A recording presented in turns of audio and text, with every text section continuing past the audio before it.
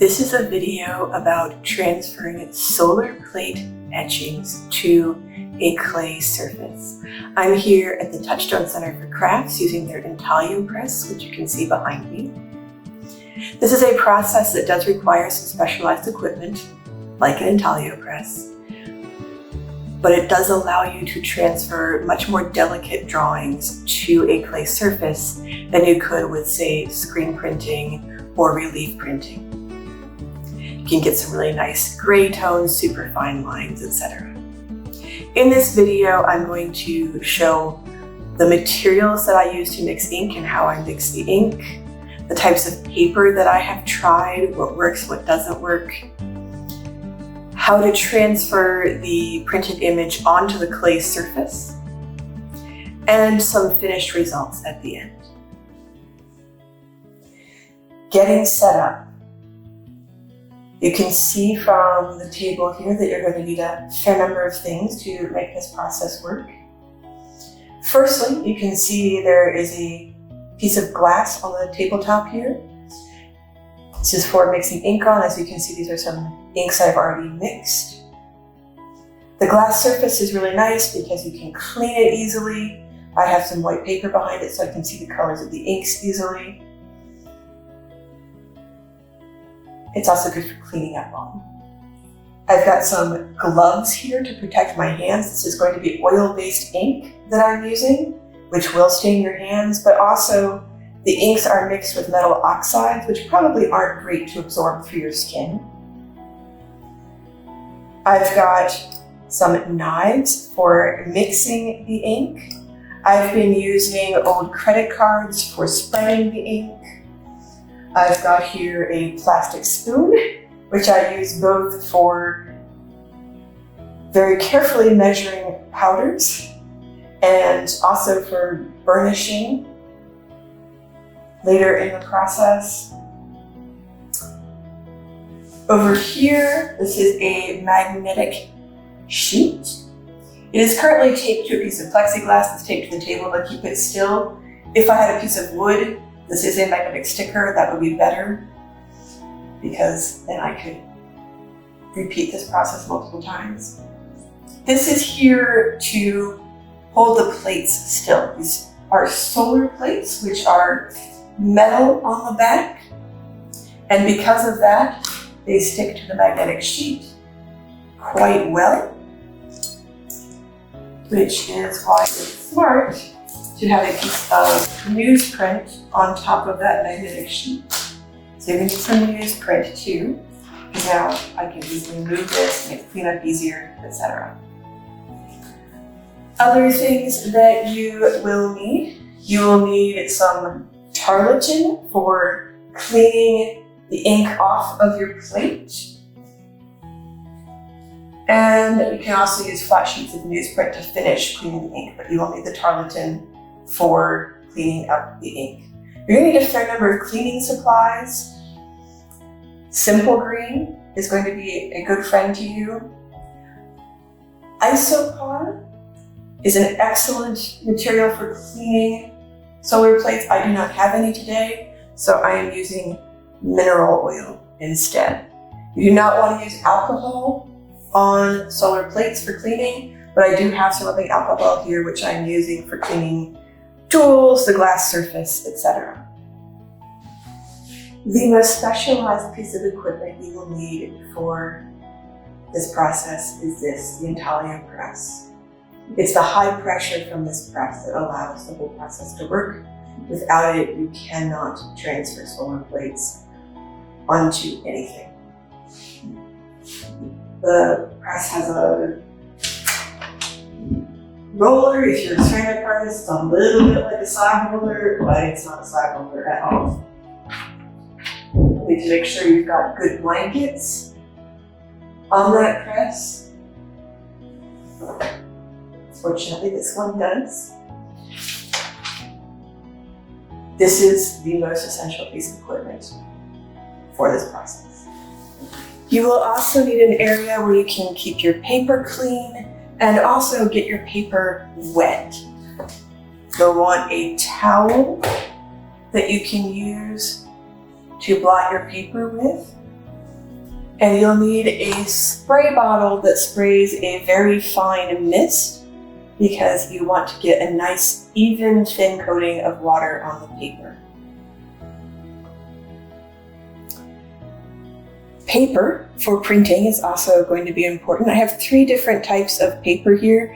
None of these except for this are in the size and shape they came in. Starting with this paper, this is what's called cicada wing paper. It is a Chinese rice paper that I ordered from Heron Arts in California. It is weirdly glittery on one side. It has some good wet strength, but it has been the least successful paper for transferring, but it does work. Going to the second most successful and probably the easiest to use because it comes in big sheets is tea bag paper. This is another form of rice paper. It's got excellent wet strength. This I just ordered off of Amazon. It's smoother on one side than the other, and I've been printing on the smoother side. It's been working quite well for transferring prints. And because it's big, you can cut it down to lots of different sizes. The paper that has worked the best for transferring prints, but is ridiculously small, is this. It is Elements brand ultra thin rice papers for rolling cigarettes, which I know very little about rolling cigarettes, so I had no idea how tiny these were going to be, but this is how big the cigarette paper is. However, it is amazing for transferring images. It does have adhesive along one side of the paper, and so I've been making sure that I print on the side without adhesive so that I can get it back off the plate. You can transfer tiny images this way. I did successfully manage to line some of these up on a plate and try to transfer them. But because this paper is so light and thin, if you have any kind of breeze in your workspace, your prints are going to go floating away, which is what happened to me as I tried to do that. But if you can find this paper in bigger sheets, it is perfect for transferring prints. I'm going to start with mixing ink. You can see that I'm now wearing gloves. This is important for this process to keep your hands clean and also to keep things from absorbing into your skin that you might not want to have in your skin. I'm going to use 3 ingredients for this. The oil that will make this an oil-based ink is, in this case, burnt plate oil number 000. This is Gamblin brand. This is a little thin. You could use a thicker oil as well. In fact, I had planned on using 002, but this has been working. I have also in the past for lithography used Utrecht brand in particular stand oil, which is nice and thick. A lot of stand oil is very thin and thinner than this, and you would not want that for this process. So, I am very unscientific. Many ceramic artists are going to be horrified by what I am doing here.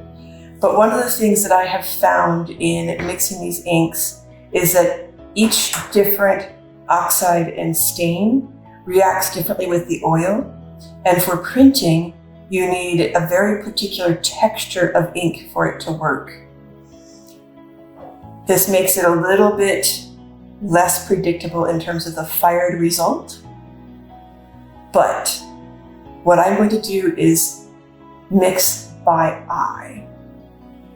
In my experiments so far, I've had better luck with metal oxides than stains, but stains are more predictable when fired. So I am going to be using a black mason stain for the ink that I mix now. Even though cobalt oxide was working best, it is also much more volatile material to work with in the kiln. So I'm going to start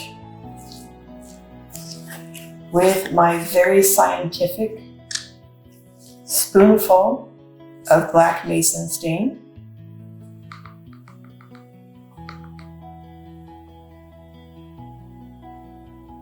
I have tried measuring this out, and every time I do that, it ends up with ink that needs to be fixed, and then you end up messing up your measurements. Mason stain, when bisque fired, is very powdery on the surface of the bisqueware. So I'm adding Frit 3269. And no, this did not come in this packaging. This is how I packaged it to bring to the residency that I am at. Frit 3269 has a low melting point. I'm using it to replace a Pemco frit that I have used to make enamels before, but I'm going to be adding it in a fairly low quantity so it won't form a glass. It's just there to help adhere the mason stain to the bisqueware so that you don't end up ruining your drawing when it comes out of the bisque kiln. So, about a quarter of the volume of stain, I use Frit. Again, any glaze chemists out there are going to be horrified by my process, but it has worked. All right, here's where it gets a little tricky, adding the oil. You need to be really careful that you're not adding too much oil, because then you got to keep on adding dry material. And of course, this dry material is far more expensive than the oil. So, you need to very carefully add a little bit of oil at a time. That's maybe more than I wanted to add to begin with. I have found that it goes from looking like something that's not going to be an ink at all to something that's the exact right texture very quickly. So you've got to be careful. And again, the oil's cheaper than the pigment and the frit. So I tend to err on the side of caution, add a tiny bit at a time until I get the texture I want.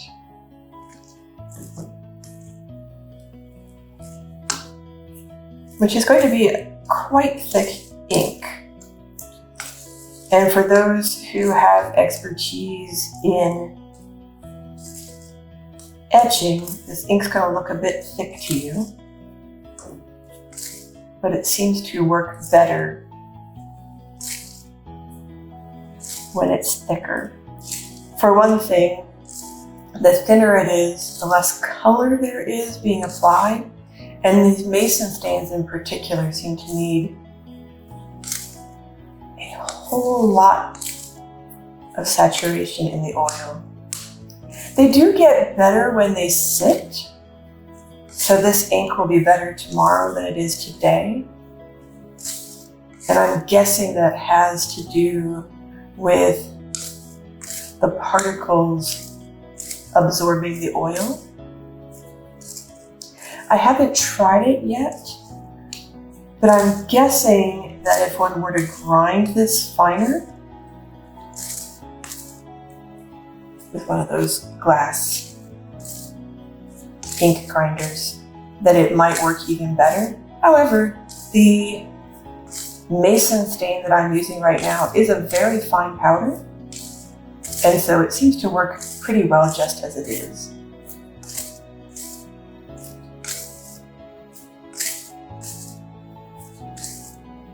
Alright, so that, as I was afraid, is a little too runny. I want it to take a little bit longer than that to drip off the knife. So I'm going to have to add a tiny bit more mason stain to this. You gotta be really careful when you're adding that oil. You'd probably be smart to have some sort of dropper for the oil.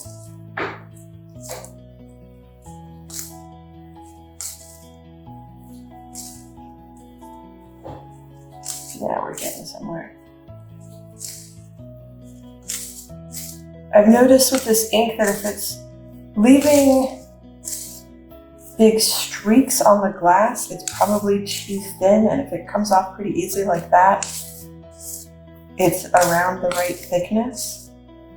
So you can see that's kind of like really cold molasses.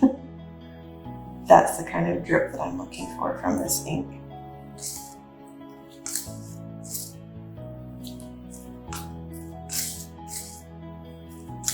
And of course you want to make sure it's really thoroughly mixed so that all of your frit and mason stain are mixed together well with the oil. And again, it does benefit from sitting overnight if you have that luxury. Inking the plate. This is that magnetic sticker that I've got here. I'm going to be inking this little plate, which has a line drawing on it. This drawing was originally done in pen, which means it's got nice bold lines for a solar plate. These are still pretty thin lines.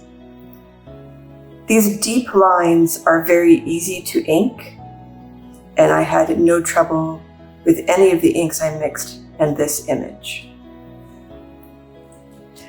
However, solar plates allow you to transfer even pencil drawings. These are drawings that were originally done in pencil on vellum and then burned onto the plate. And they do transfer, but the texture of the ink is much more touchy with these very delicate drawings with lots of gray tones in them than it is with the bolder, deeper lines. You can also get very detailed patterns. This pattern is a group of pen drawings that were combined in Photoshop into a pattern with a halftone pattern put in the background.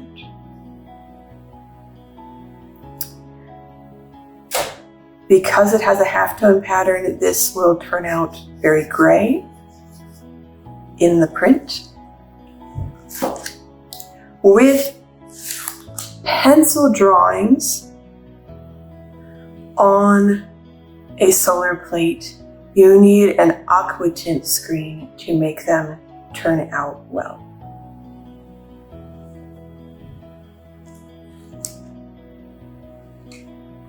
So, inking the plate. I'm going to get it set up here. This is so that when I'm inking, the plate kind of holds still and I don't mess it up. I am going to apply a little bit of ink to the plate.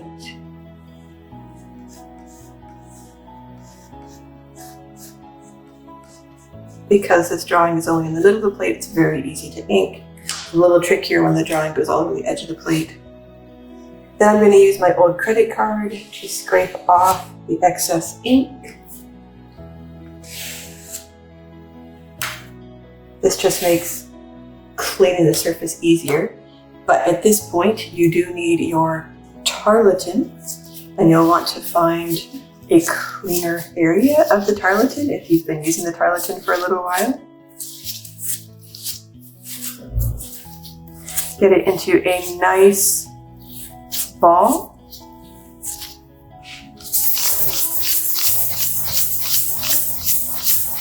And remove the excess ink.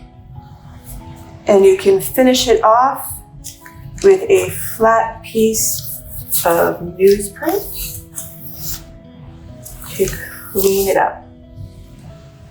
And that's now ready to print. To get the plate off the magnet, just lift up your newsprint and very carefully handle the plate by its edges. Getting the paper ready for printing. First off, make sure that your hands are clean. Rather than take my gloves off, I've just cleaned my gloves. Then you'll want your piece of paper. This is that tea bag paper. And you need to get it wet. So I'm going to spray the paper with water. That's the shiny side. And now the less shiny side. The room that I am working in is very breezy. And so I'm making sure that I'm getting this quite wet so that it doesn't dry out before I get it to my printing plate. And then once I've sprayed it, I'm going to just gently blot it a little bit. If your paper is too dry, this is not going to work for you, so you need to keep it nice and damp. I've got my plate on the press now. You can see there's a piece of newsprint on the press to protect the press from the ink that might be on the plate.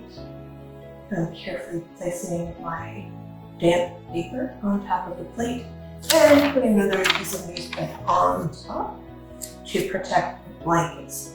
You do not want to get these blankets dirty. For those of you with some printing experience who maybe haven't used a solar plate before, solar plates are very thin, so you don't have to file their edges. They won't cut the blanket, but you do need to make sure that your blanket doesn't have any holes in it. You don't have holes in your image. And then you just need to run the press over the plate. And you do want to work somewhat quickly, because if this paper dries out too much, you're not going to be able to transfer the image to the clay easily.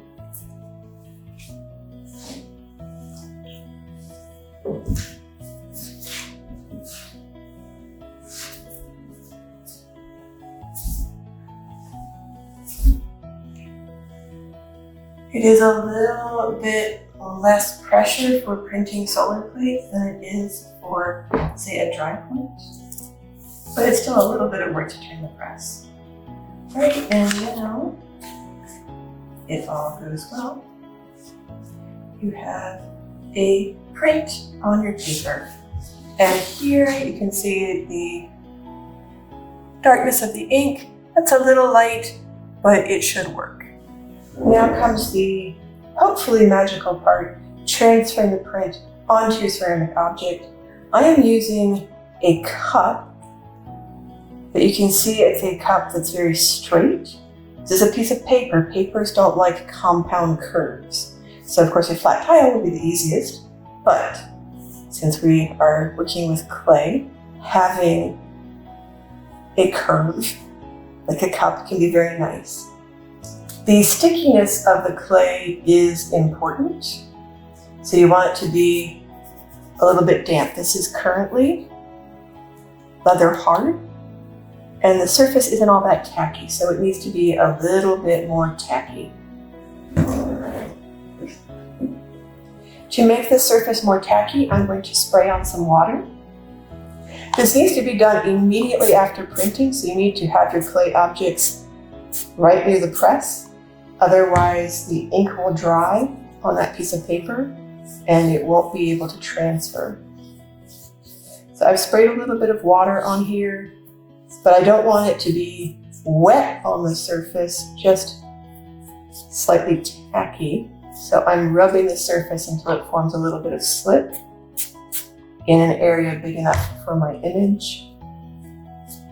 If you just leave it shiny wet from the spray bottle, that will repel the ink rather than making it adhere. All right, once you've got that sticky enough, you take your image and carefully place it where you want it to be.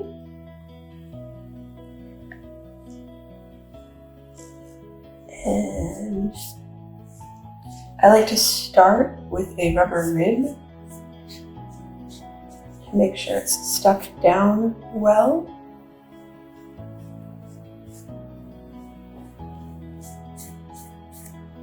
But the rubber rib doesn't apply a lot of pressure, so a wooden spoon, or in my case, a plastic spoon, can be used to do a little bit more burnishing. If you've ever hand printed block prints, this should seem familiar to you. And then you can test and see how well it worked. And if you peel back carefully and you find an area of the image that's maybe a little bit fainter, you can push the paper back down again, do a little bit more burnishing, peel it back, see if it gets stronger. In the case of this drawing, it might just be that line was very thin and wasn't very dark to begin with.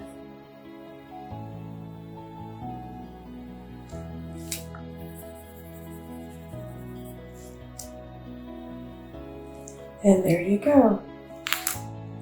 A transferred image onto a ceramic surface. I can now transfer more images onto this from different plates. Doesn't seem to mess up the original very much to put another one over top of it, except that of course if you spray water over this and rub it, it will smear. If you mess up, you can always scrape it off and try again. So unlike paper, this is a reusable printing surface. And of course, once it's fired, this is just going to be mason stain. So I could go back in here with underglazes, glaze over top of it. You do need to make sure that whatever glaze you're using is not a very runny glaze, or you're going to lose the details of your image.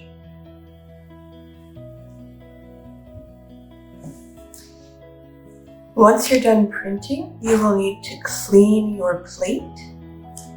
To do that, I'm going to start with some mineral oil. Isopar would be even better. Then I am going to wipe that down. This is a Viva paper towel. Pig wipes are even better. Something sturdy to wipe it down.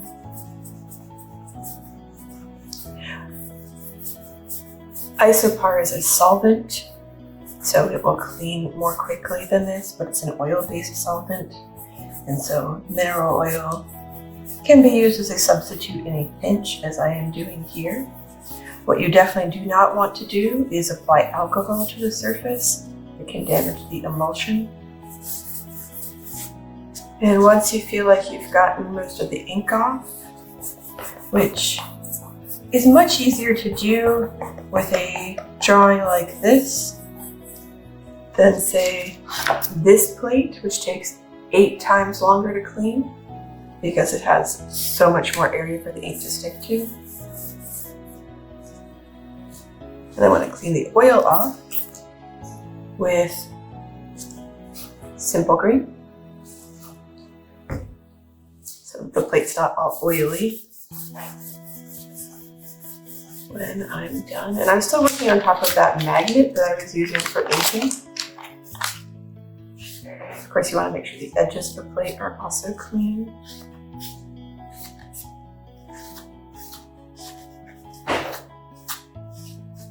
If you're done with inking for the foreseeable future.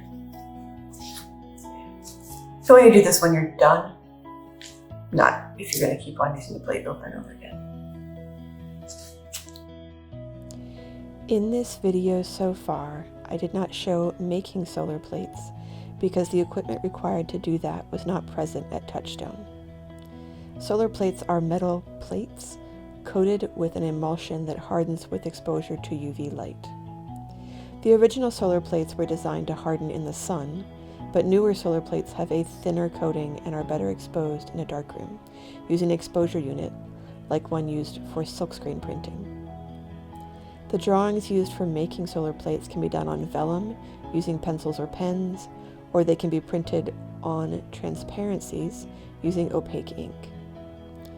Before leaving to make this video, I used a darkroom. The first step was to tape the drawings to the plates so they didn't move. I then put the plates on an exposure unit that can vacuum seal. You may notice in this photo there's an X on the back of the plate. That's because in the darkroom it's hard to tell which is the front and which is the back. After the plates were exposed, the drawings were removed and they were gently washed to remove the emulsion that wasn't hardened. After they were washed, they were taken out into the sun to fully harden. At this stage, the plates are ready to use. These are some of the printed results after the bisque firing. In the middle is the result of the print done in this video. This is a test of which papers work best. On the top is the cigarette paper, in the middle is the staccato wing paper, and on the bottom is tea bag paper. I was also successful in printing on top of sculptural forms that had more complex surfaces. The tea bag paper was able to go into the grooves on this sculpture because they weren't super complex curves, and the tea bag paper was nice and soft but strong. I'm still testing and learning this process, but so far it looks very promising. The tools and supplies needed. The equipment, an intaglio press with blankets for printing, an exposure unit for burning the plates. The plates themselves are solar plates. They can be any size, but smaller will be easier to work with for transferring the images onto non-flat surfaces like those found in ceramics. The ink, burnt plate oil, number 000, ceramic stains and oxides, Frit 3269, plastic wrap or wax paper to save unused ink. For inking the plate, an ink knife or palette knife to mix and apply the ink, a glass surface for mixing the ink, a magnet board to hold the plate while you're inking. In this video, I used magnetic sheet taped to a table. It doesn't have to be fancy. Cards for removing ink, old credit cards or bits of mat board work well. Tarlatan for removing the ink from the plate. Lots of newsprint for protecting the press, on the magnet board, final wiping of the ink, and cleanup, etc. Paper and paper preparation. High quality rice paper with a smooth surface and good wet strength is needed. A clean towel to wet the paper and blot the paper for printing. A spray bottle that sprays a very fine mist for getting the paper evenly wet. For transferring the images to clay. The clay itself. The lighter the clay surface, the easier it is to see the prints. The smoother the surface, the cleaner the images will be. Porcelain will probably be the best for perfect transfers. In the video, I'm using standard 182 with grog. A soft rubber rib with a very smooth side. Mud Tools red ribs are excellent. This is for smoothing the paper to the clay surface. A plastic or wooden spoon to burnish the print onto the clay. Cleaning. Isopar solvent or mineral oil for cleaning up the ink on the plate. Simple green for cleaning off the solvent or oil.